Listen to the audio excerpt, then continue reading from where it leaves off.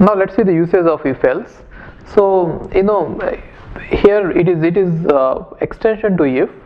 In case if you are using only if, only some part is skipped and immediately we are going to the other one. Now if we have two types of statements, let's see this example here. Now hash include studio.h int main int a equal to 10. If a is less than 20, printf a is less than 20, else print a is greater than 20. Right, now if you observe it, depending on the value of a, either this statement has to be printed or this statement has to be printed. Any one of them have to be printed. If the condition is true, this statement has to be printed. If the condition is false, this statement has to be printed. In this case, if else will be very useful, right?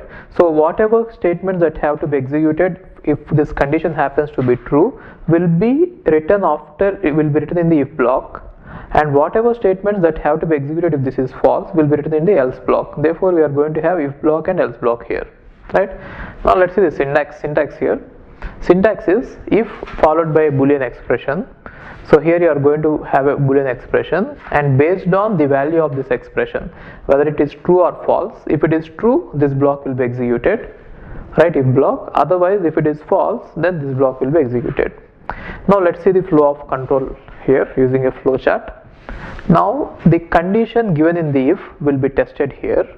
If the if condition is true, then the conditional code of the if will be executed, and if it is false, then it will be executed, which means if you want to see it this way, if condition is, let us say, A, then let us say I want to execute the statement B, else let us say I want to execute statements which are represented by C, then A will be tested here.